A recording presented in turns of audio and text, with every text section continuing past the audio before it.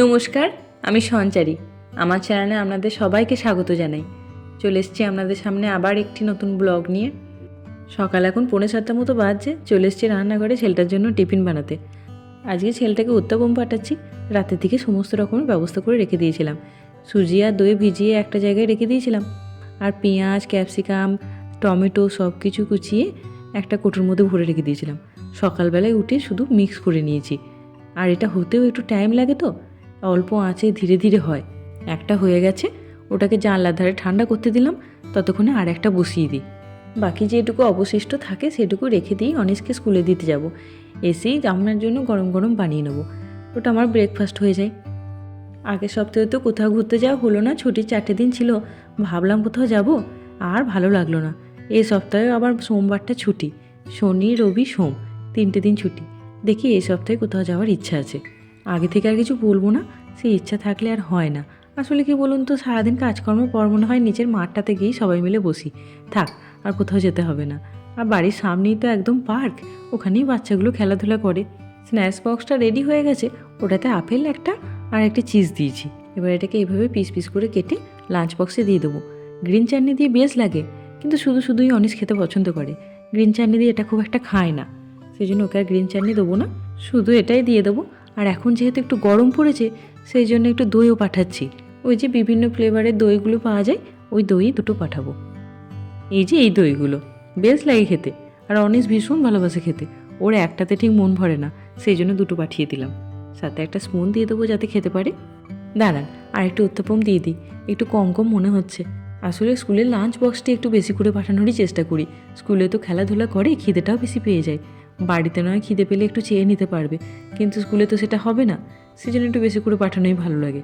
তাতে দুটো ফেরত নিয়ে আসে, ঠিক আছে। এখন ছেলেটাকে স্কুল থেকে নিয়ে বাড়ি ফিরছি। বাইরেটা এখন এত সুন্দর লাগে, কি বলবো আপনাদের। দিনটাও অনেকটা বড় হয়ে গেছে। রাতে 9টা 9:30 অবধি এরকম আলো, জানেন। 10টার সময় গিয়ে একটু একটু অন্ধকার নেমে আসছে। সকালেও সেই আমরা 3:30 4টে থেকে দিনের আলো ফুটে যাচ্ছে। বাড়ি চলে এসেছি। এখন অনিশের জন্য একটু অ্যাবেল স্কুপ বসিয়েছি। আজকাল স্কুল থেকে এসেই দুটো খেয়ে আবার নিচে পার্কে খেলতে যায়। পার্কে প্রচুর বাচ্চা আসে খেলতে, প্রত্যেকটা দিনই। সেই জন্য আগে যেমন স্কুল থেকে এসে দুটো ফল দিতাম, তাড়াতাড়ি খেয়ে নিত, তো সন্ধ্যে 6টার মধ্যে আবার ডিনার করে নিত। কিন্তু এখন তো সেটা হচ্ছে না। ফল দিলে তো আবার কিছুক্ষণের মধ্যেই খিদে পেয়ে যাবে, যেহেতু হুড়োহুড়ি করে খেলাধুলা। সেই জন্য এসে একটু ভরপেট খাইয়ে দিই। বেশিরভাগ দিনই একটু খিচুড়ি বা সেদ্ধপক্ষ কোনো ভাত করে যায়, এই রকমই কিছু খাইয়ে দিই। কিন্তু আজকে মনে হলো যে একটু অ্যাবেল স্কিপ করে দিই। এই তো গ্রীষ্মটা একমাত্র পায় একটু অন্য কিছু খাওয়ার মতো, শীতকালে তার তেমন করে কিছু হয় না। এদিকে অ্যাবেল কিউব হচ্ছে শুনে স্কুলের ইউনিফর্মটি পর্যন্ত ছাড়বে না, আগে খাবে ওটি, তারপরে নাকি ছাড়াছাড়ি। ঠিক আছে, তাই হবে। আর এদিকে স্ন্যাক্স বক্সটা শেষ হয়ে এসছে। চলুন দেখি লাঞ্চ বক্সটায় কী আছে। এটা মনে হচ্ছে একটু আছে। হ্যাঁ, 6 পিস মতো পাঠিয়েছিলাম, 4 পিস মতো খেয়ে এসেছে। ওই যে দই দুটো খেয়ে এসেছে। চলুন এই প্রসাদটুকু একটা বাটিতে তুলে রাখি। টিফিন বক্সে একটু আধটু থাকবেই। গরমটি পড়লেই বেশিরভাগ সময় চেষ্টা করি বাইরে বেরোলেই কুর্তিগুলো পরার। লাস্টবার যখন ইন্ডিয়া গেছিলাম তখন অনেকগুলো কুর্তি কিনে এনেছি। তাই এখন অনিশকে স্কুল দিতে যাচ্ছি, নিয়ে আসছি, ওই একটি করে কুর্তি পরে যাচ্ছি। বেশ লাগে এই সময়টা। আসলে ঠান্ডার জন্য 12 মাস এখানে ওই একটি করে জিন্সের প্যান্ট আর একটি করে টপ পরতে হয়, তো বিরক্ত লাগে তাতে। মনের মতো তেমন করে কিছু পরাও যায় না, আর তেমন করে একটু সাজগুজও করা যায় না।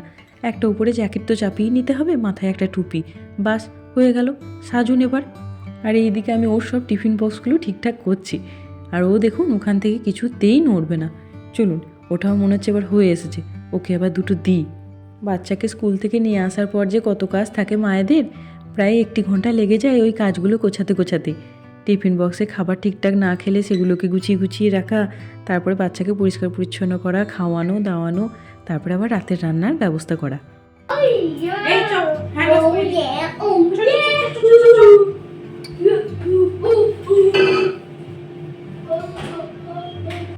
আমাকে একজন জিজ্ঞাসা করেছেন যে এখানে রান্না বান্না করতে কী তেল ইউজ করি। এখানে আমি সানফ্লাওয়ার তেলটাই ইউজ করি সমস্ত রান্না বান্নাতে। সর্ষের তেল এখানে প্রায় 7-8 বছর ধরে আছি, তেমন করে কোথাও পাইনি। এবার বড় কোনো সিটিতে গেলে তবে হয়তো সর্ষের তেলের দেখা পাওয়া যেতে পারতো, কিন্তু তেমন করে আর যাওয়াও হয়নি। আর বড় কোনো সিটিতে ঘুরতে গেলে কি হয় বলুন তো, তখন ওই রকম একটা এশিয়ান সুপার মার্কেট থেকে শপিং করাটা আর হয়ে ওঠে না। সেই জন্য সানফ্লাওয়ার তেলেই আমরা রান্নাবান্না করতাম। তবে কিছুদিন আগে আমরা যে শহরটিতে থাকি এখানে একটি এশিয়ান সুপার মার্কেটে সর্ষের তেলে দেখা পেয়েছি। তো ওখান থেকে একটা ছোটো মতো বোতল আনা হয়েছে। ছেলেটাকে তো খাইয়ে দেয়, পরিষ্কার পরিচ্ছন্ন করে নিচে গেল ও এখন খেলতে। আস্তে আস্তে এখন কিছু না হলেও 1-1.5 ঘন্টার উপর। ততক্ষণে আজকে ভাবছি একটু পাস্তা বানাই, তো পাস্তাটা বানিয়ে ফেলি। ওর বাবা গেছে একটু পাস্তা সস আনতে। আজকে না ভীষণ ক্লান্তি লাগছে, সেই জন্য ভাবছি যে ঝটপট ওই পাস্তা সস দিয়ে বানিয়ে ফেলবো। প্রথমে ভেবেছিলাম একটু হোয়াইট পাস্তা বানাবো, তারপরে ভাবলাম যে হোয়াইট পাস্তা বানাতে এখন অনেক ঝামেলা আছে, তার থেকে পাস্তা সস দিয়ে বানিয়ে ফেলি, ঝটপট হয়ে যাবে। এখন মনে হচ্ছে ছোটো প্রেসার কুকারটিতে হবে না, অনেকটা পাস্তা আছে তো বড়টাতেই বসাই। এই প্যাকেটটা আবার নতুন, জানেন, কি জানি কেমন হবে পাস্তাটা।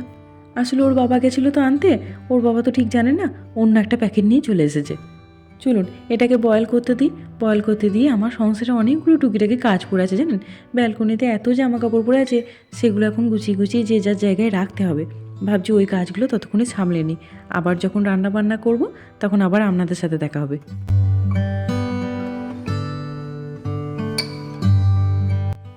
আবার চলে এসেছি রান্নাঘরে। যে সবজিপাতি দেবো সেইগুলো সব নিয়ে একদম কাটাকাটি শুরু করে দিয়েছি। ঘরে তেমন করে সবজি নেই, সবজির মধ্যে আছে ওই একটু চিলি পেপার আর গাজর, বাস এই দুটোই। সবজি খুব একটা দিলে অনেক খুব একটা পাস্তার মধ্যে পছন্দ করে না। আচ্ছা, এই সবজিগুলো কাটতে কাটতে আরেকটি কথা বলি। আমাকে আরেকজন প্রশ্ন করেছিলেন যে ডেনমার্কে উনি যদি মাস্টার্স করতে আসেন, ওনার মেয়েকেও সাথে করে নিয়ে আসতে চান এখানে, তাহলে উনি অন্য কোনো জব করে এখানে আর কি জীবনযাপন করতে পারবেন কি না। আপনি যদি মাস্টার্স করতে চান এখানে, তাহলে এখানে কোনো একটি কলেজে আপনাকে অ্যাডমিশন নিতে হবে। এবার কলেজ যদি অ্যাটেন্ড করতে হয় তাহলে কিন্তু কোনো ভালো জব করতে গেলে সেখানে আপনি সময়টা দিতে পারবেন না। আর ছোট কোনো জব পেতে গেলে আপনাকে ল্যাঙ্গুয়েজটা এখানে জানতেই হবে। এখানকার ল্যাঙ্গুয়েজ বলতে না পারলে আপনি ছোটোখাটো কোনো জবই আপনি পাবেন না। এটা একটা বড় সমস্যা এই ডেনমার্কে। এখানে যদি এখানকার ল্যাঙ্গুয়েজ বলতে পারা হয় তাহলে খুব ইজিলি জব পেয়ে যাওয়া যায়।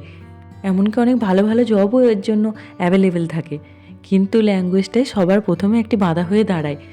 আপনি যে প্রশ্নটা করেছেন যে আপনি আপনার বাচ্চার সাথে এখানে এসে থাকতে চান আর মাস্টার্স করতে চান, আর অন্য কোনো জব করলে জীবনযাপন করতে পারবেন কি না, সেটা আমি বলবো একরকম অসম্ভবই প্রায়। অন্যান্য কান্ট্রিতে এই ফেসিলিটিগুলো থাকে যে আপনি ইংলিশে বললে অন্য কোনো জব ছোটোখাটো পেয়ে যেতে পারেন। এখানে কিন্তু সেটা সম্ভব হয় না, জানেন। এখানে এই ভাষাটা বড্ড সমস্যা একটা তৈরি করে, বিশেষ করে জবের ক্ষেত্রে। রাস্তাঘাটে কিন্তু তেমন কোনো সমস্যায় পড়বেন না, প্রত্যেকটা মানুষই কিন্তু ইংলিশে প্রায় কথা বলতে পারে, কোনো অসুবিধা হয় না। কিন্তু ওই যে জবটি যখনই আপনি জবের জন্য অ্যাপ্লাই করবেন, আপনাকে প্রথমেই জিজ্ঞাসা করবে ইন্টারভিউতে আপনি এখানকার ল্যাঙ্গুয়েজটা বলতে পারেন কি না। আশা করি একটু হলেও আপনাকে বোঝাতে পারলাম আমি ঠিক কী বলতে চাইছি। এদিকে তেলটা গরম হয়ে গেছিলো, তাই রসুন কুচিগুলো দিয়ে দিলাম। রসুন কুচিগুলো একটু লাল লাল হয়ে আসাতে পেঁয়াজটাও দিয়ে দিলাম। হোয়াইট পাস্তা হোক আর যে কোনো পাস্তা হোক, রসুনের গন্ধটা কিন্তু দারুণ লাগে পাস্তার মধ্যে। এবার ওই চিলি পেপারগুলো দিয়ে দিলাম। এগুলো দিয়ে সব নাড়াচাড়া করবো, বেশিক্ষণ করবো না, বাস। গাজরগুলোও দিয়ে দিলাম, একদম হাই আঁচেই নাড়াচাড়া করব। এবার একটু নুন দিয়ে দেবো যাতে তাড়াতাড়ি আপনার এই সবজিপাতিগুলো একটু নরম হয়ে যায়। তেমন করে মশলাপাতি আর কিছু পড়বে না, ওই সসটার মধ্যেই সব কিছু আছে। চলুন, পাস্তাটাও সেদ্ধ হয়ে গেছে সুন্দর। পাস্তা নিয়ে যে কী কাণ্ড হলো দাঁড়ান বলি। পাস্তাটাকে দিয়ে একটু ভালো করে নাড়াচাড়া করে নেবো, ওই 1 মিনিট মতো। তারপরে পাস্তা সসটা দিয়ে ভালো করে নাড়াচাড়া করে নিলেই পাস্তা আমার রেডি।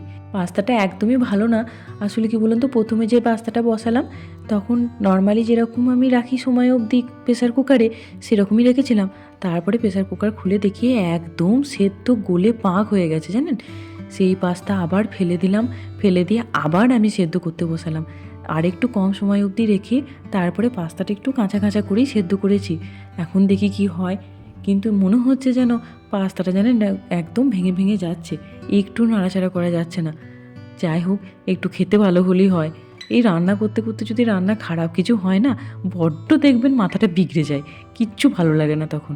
যা হওয়ার হয়েছে, ওপর থেকে একটু চিজ দিয়ে দিলাম। চলুন এবারেই খেতে দিয়ে দেবো, তাহলেই হবে।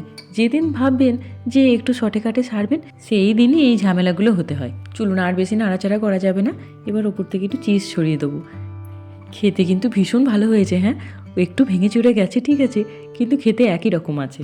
যাক, মনটা একটু শান্তি পেল, জানেন, বড় চিন্তা হচ্ছিল। চলুন ছেলেটাকেও খেতে দিই, আর ব্লগটাও আজকে এখানে শেষ করি। ব্লগটা যদি ভালো লাগে তাহলে লাইক করবেন, শেয়ার করবেন, কমেন্ট করে অবশ্যই আমাকে জানাবেন কেমন লাগলো আপনাদের এই ব্লগটি। আর যদি আমার ব্লগগুলো ভালো লাগে তাহলে প্লিজ চ্যানেলটাকে সাবস্ক্রাইব করে দেবেন। ভালো থাকবেন, সুস্থ থাকবেন, দেখা হবে সামনে এরকম একটি ব্লগে। ধন্যবাদ। চলুন ছেলেটাকে দিয়ে এসেছি, এটা ওর বাবাকে দিয়ে আসি।